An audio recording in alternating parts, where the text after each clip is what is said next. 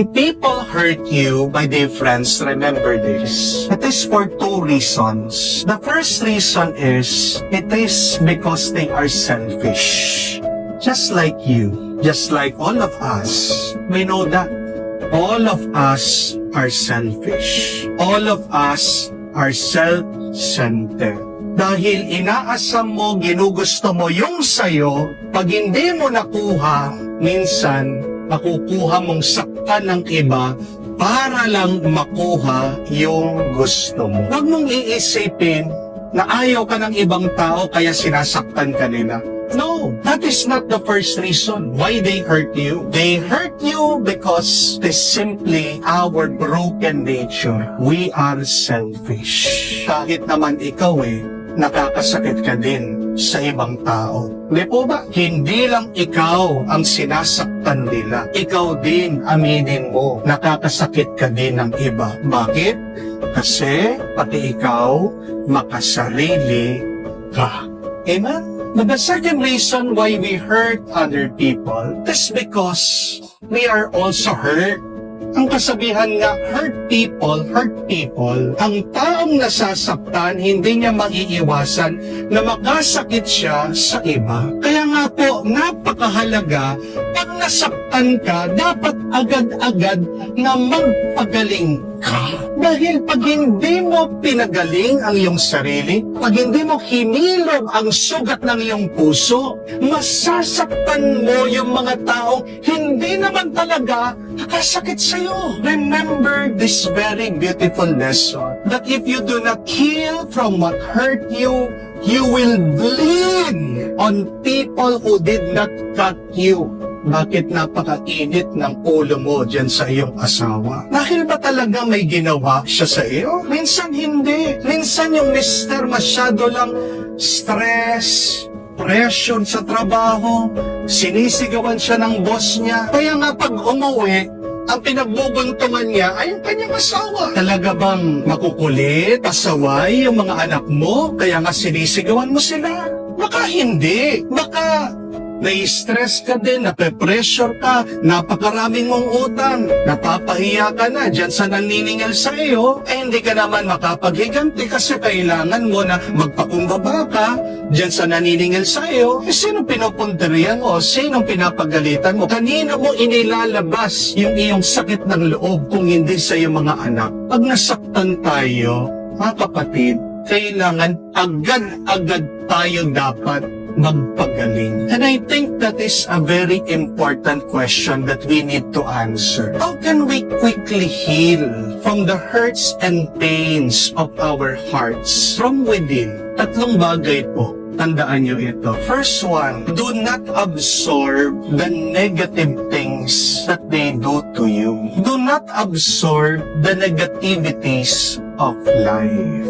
Pag po merong usok, pag merong alikabok, ano pong gagawin niyo? Di ba tatakpan mo yung ilong mo? Ayaw mong maamoy. Ayaw mong maipasok yung usok o yung alikabok sa iyong sistema. Di po ba? Pag tayo naglalakad, pag minsan ikaw ay naglalakad, nakaamoy ka ng mabaho, anong gagawin mo? Kukunin mo yung panyo mo o tuwalya mo, tatakpan mo yung ilong mo. Bakit pag mabaho? Bakit pag marumi? Bakit pag alam natin pollution, alam nating iligtas ang ating sarili? Alam nating ingatan ang ating sarili. Pero pag meron sinabi yung ibang tao o meron ginawang masama ang ibang tao, bakit hindi natin maalagaan yung ating puso? Why can't we guard our hearts from the negativities, from the bad things that other people do to us? We have the choice, my dear friends, not to accept the things that they do to us or the bad things that they say to us. Sabihin mo, hindi ko tanggap yan. Sa inyo yan. Ang kasabihan nga, nobody dies from a snake bite. Takot na takot tayo sa mga ahas. Pag tinuklaw ka, iniisip mo agad mamamatay ka. Wala pong namamatay sa tuklaw ng ahas. Alam niyo po bakit namamatay yung tao doon sa tuklaw ng ahas? Kasi hindi niya nilabas yung kamandan. Do you understand? Bakit sumasakit ang loob mo? Bakit nahihirapan ka? Bakit bumibigat ang buhay mo? Kasi hinayaan mo na manatili Yung mga masasakit na ginawa nila, yung mga alaala na hindi mabuti, sa iyong isip at sa iyong puso. Do not absorb the negativities of life. But rather, I invite you to absorb God's grace. It is always available. Kung paano narinig po natin sa Ebanghelyo kahit na sarado ang kwarto, pumasok si Jesus, hiningahan sila, binigay ang banal na Espiritu sa kanila. Kahit na lumayo ka sa Diyos, kahit na isara mo ang puso mo sa Diyos, hindi mo siya mapipigilan para ipagkaloob niya ang kanyang grasya, ang kanyang pagmamahal, ang banal na Espiritu sa'yo. So rather than absorbing the bad things that other people has done to you, absorb the goodness that God is giving to you. At hindi po ba yan yung tuwa? Joy is a gift from God. Why won't you receive it? At pag tinanggap mo ang banal na Espiritu, napakaraming mabubuti ang pwedeng mangyari sa iyong buhay. Kung paano pinapaliwanag sa atin ng mga pagbasa. Una, nakagawa ng milagro ang mga apostol, nakapagsalita sila ng ibang lengguwahe. That is a miracle.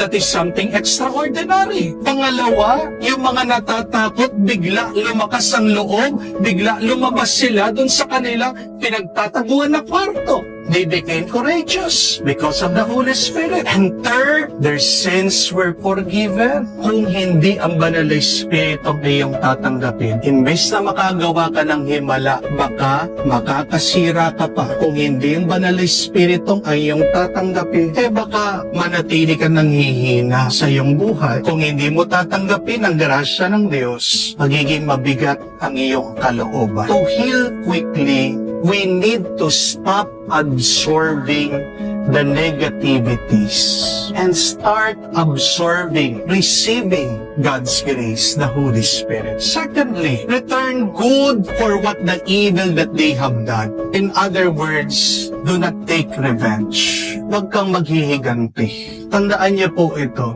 Opo, alam ko, napakadali. Pag ginawan ka na masama, gawan mo din sila masama. Hindi po ba? Sigawan ka, sigawan mo din sila. Sinuntok ka, sampalin mo. Kinat ka, habang nagmamaneho ka, ikat mo din siya. Madali lang po ang maghiganti. Pero ang tanong, pagkatapos ng paghihiganti, ano ang bunga? Mabuti o masama? Alam natin ang sagot yan.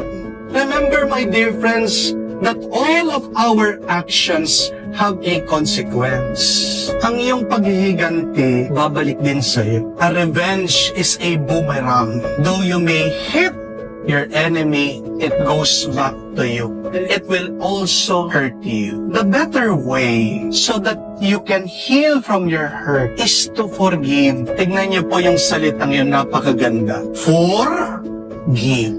You give, you be kind. At kaya naman po nating maging mabait kahit na tayo ay sinaktan ng iba. Bakit? Kasi nga nakatanggap na tayo ng grasya sa Diyos. Tingnan niyo ang ating Panginoon, sinaktan din siya na kanya maapostol. Pero anong sinabi sa kanila? I forgive you. Peace be with you. Gusto mong maging magaan ang buhay mo. Pag sinaktan ka, pagdasal mo sila. Magdasal ka. At pag ikaw ay nagdadasal, ganitong gawin mo. Sabihin mo, mula sa puso ko na tinanggap ko ang banal na Espiritu, ang kapayapaan at pagmamahal ng Diyos. I bless you with that peace. I bless you with that love. I bless you with the grace of God. Imbes na binabalikan mo, iniisip mo, nagingit-ngit ka sa galit, lalo kang magkakasakit, lalo kang may stress, lalo sasakit ang ulo mo at ang puso mo. Amen? There is a better way when people hurt you. Return goodness to the evil that you receive. In other words, forgive. When you forgive, your life will become more beautiful. Your life will become more joyful. Third and last, lift your hurts to God. Iangat mo, itaas mo sa Diyos yung sakit ng iyong kalooban. Pag tinataas natin ang ating mga nararanasan sa Diyos, tandaan niya po ito, babaguhin niya, gagawin niyang mas maganda, mas mabuti. Ang mga agila, isa lang po halos ang kalaban ng mga yan eh. Pagkalaki-laki nila, pero alam niyo po kung sino pa ang mga umaaway sa kanila. Mga uwak, crows. Alam niyo po yung mga ibon na maiitim. Anong ginagawa po ng mga uwak sa mga agila? Pag lumilipad yung agila, yung uwak, pupunta po, lilipad din doon sa likod niya. And it would start to peck to start a fight with the eagle. Pero ang nakakapagtaka, kahit na kinakagat ng uwak yung leeg ng agila, hindi po siya papansinin. Tahimik lang. Hindi po niya kakagatin yung nangangagat sa kanya. Pero ito yung gagawin po. Para maalis niya yung nangaaway sa kanya, the eagle will fly very high to the heavens. Dadalhin po niya yung uwak, yung kaaway niya, doon sa pinakamataas na makakaya niya. Dahil po doon sa pinakamataas, kakaunti ang hangin, mawawalan po ng malay itong uwak. Dito po siya mahuhulog. Napakaganda po ng aral tinuturo sa atin. You can either be a crow or an eagle. Pwede mong hatakin pababa, sirain ang ibang tao, o pwede kang maging agila na pag sinisira ka. Imbis na awayin mo, gantihan mo ang mga taong yan, tumaas ka. Be the better person. Dalhin mo sa kalangitan ang away mo, ang problema mo. Dahil pag nagpababa ka, talo ka.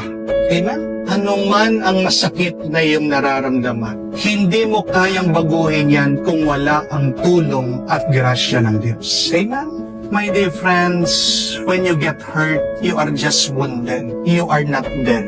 Tandaan po natin, kung manasaktan ka ng iba, hindi maiiwasan, masusugat at masusugat tayo sa mundong ito. Masasaktan at masasaktan tayo. Hindi pa tapos ang kwento. Hindi ka pa naman patay eh. Buhay ka pa rin. Mahalaga, ikaw, bilisan mong magpagaling sa sugat ng iyong puso at damdamin. Dahil pag buo ang iyong puso, pag mabuti ang iyong kalooban, doon mo mapagpapatuloy ang mabuti na iyong inumpisahan.